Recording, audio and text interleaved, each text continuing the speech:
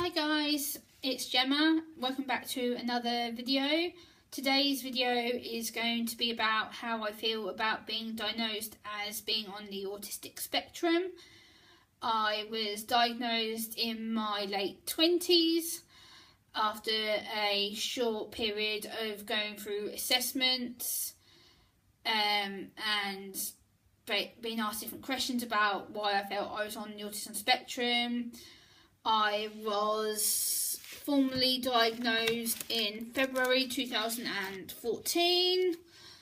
In February 2014, after having about 6 months to a year of going to the doctors and having questions, and so my assessment period really started when I started feeling really quite poorly, and I was having anxiety issues.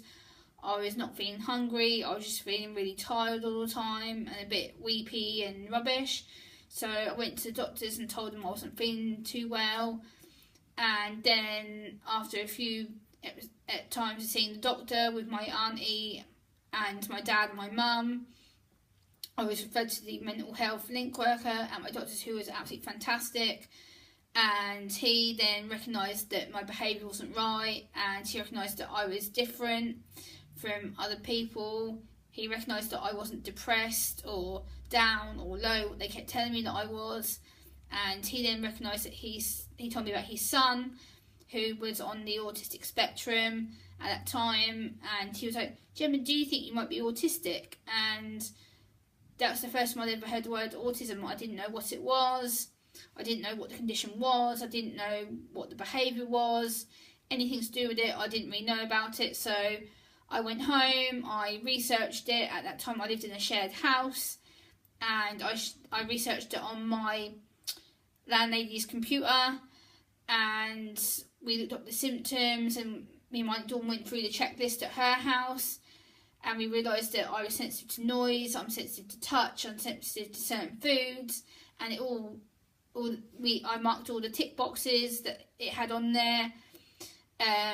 So we realised that my behaviour was down to being possibly on the autism spectrum. So we went back to the doctors again with my auntie, who has a mental health background. So we went and saw the doctor again. We then were asked more questions about it, and then eventually it led to a mental health referral to the Autism Assessment Service, who then, after about a 4 or 5 month wait, I got referred for my first appointment, and that was at my house. They came to interview me at my shared house, and they asked me what it was like to be on, what I thought I was on the autism spectrum, what my behaviour was like, what my friendships and my childhood was like. They then asked my mum to bring me to a building called Mariner House in the town, and that building, let me tell you, was depressing.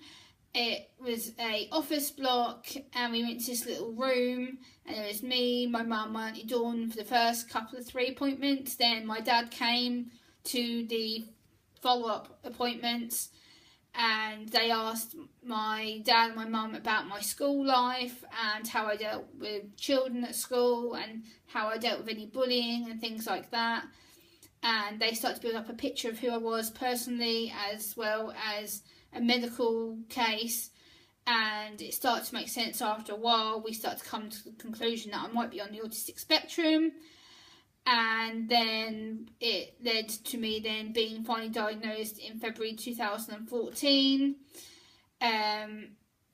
So shortly after that, I then moved from the shared house into supported living, and that wasn't the most best year and a half of my life living in supported housing.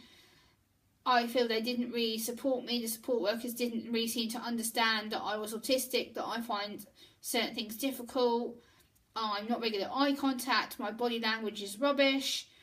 I don't really understand sarcasm, or jokes, or people's humour, so I'm having to constantly try and chase up in my head how a person might be feeling or how they might be coping. So I did that, and after a while that got to the point where I really got stressed out about it, and I actually cried living at supported housing. I just felt really misunderstood, which then led to me having a panic attack and me being taken to hospital by the paramedics and ambulance. And the experience of being in the paramedic ambulance was really, really overwhelming. They tried to give me some kind of medication to calm me down, which then made me feel really more anxious. I kept telling them that I was anxious. I kept shivering because I was cold. And then by the time we got to A&E, the whole entire journey was just awful. And by the time I got to A&E, I was more and more overwhelmed. I tried telling people I was autistic. They kept asking me what was wrong with me. I didn't know. So they did test after test after test on me. And they put it down to a stress, anxiety, panic attack. I was in hospital for 6 hours. And the experience of being in hospital, as you can probably know, the machines, people screaming, people crying, nurses and doctors talking about God knows what behind you and in front of you. And being on the autism spectrum, everything is heightened, so you can hear people's voices, not just at one level, but you can hear them crying, you can hear them shouting, you can hear them swearing, and the more louder and louder it goes, more and more that you can hear people. So that wasn't a very pleasant experience for me during my hospital stay that time. And the way that paramedics treated me was awful. And then from that, I then volunteered at the hospital. I started volunteering at the physio department, which was absolutely brilliant. The people are really good friends of mine. I really enjoyed my 4 years being there. And it was really good. I made some really good friends, especially one of the physios called Pauline, who really supported me when I felt really down and got really anxious. She was there to tuck me up and be like, yeah, it's all right, Gemma. Everything's going to be all right. And I did a training session for them about autism. I gave them information brochures and bits of paper about autism so they could keep them and have a record that I'd done something to them. And then following that, I started proactively speaking for the Autism Service, who have given me a lot of opportunities to speak about what it's like being on the spectrum for a female. And then following that, I've done a lot of speaking for a local autism company called Autism and ADHD, which is run by Annie Clements. And I've done quite a few professional talks for her, to other professionals, social workers, support workers, council workers, people who work with people like me all the time. So that has really helped me come out of myself and my social communication. And I feel that I've become a better person because of it. And I've learnt to adapt myself and present myself better. And then I've also recently, since then, become part of a health and wellbeing board at the Suffolk County Council. And then from there, I had a couple of opportunities to do some talking with the social people. And then I also then got in touch with a police lady who is the mental health and learning disability and autism lead for the Suffolk Constabulary, who got in touch with me from that meeting. And then we started arranging talks for me to do to the PCSOs and the police cadets, which I've been doing now for the last 1.5-ish. I go to the local station where I live and I do a lot of trainings for the PCSOs, the police and the cadets.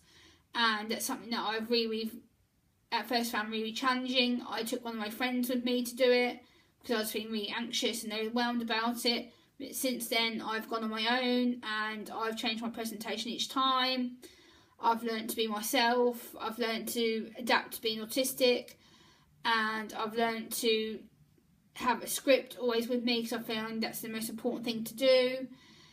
And having that script helps me keep on topic so I don't have to mumble or try and panic about what to say.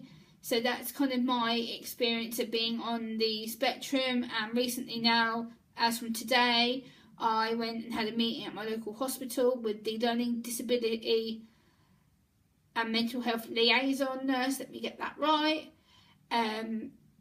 He's a lovely man called Roger. I'm sure he won't mind me mentioning him in this video. And he met with me today to ask me to come on board with him to do some autism presentation work with some nurses and doctors within the hospital who he works with.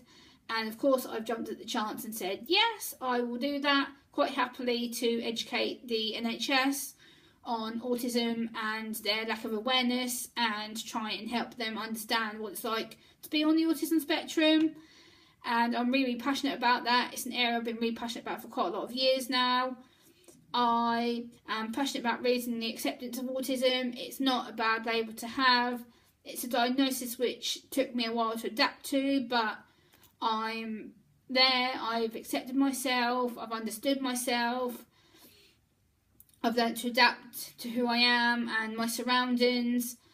I love being autistic. I love the fact that I can go out and talk about it. I've been on local radio to talk about autism, which I've had a blast.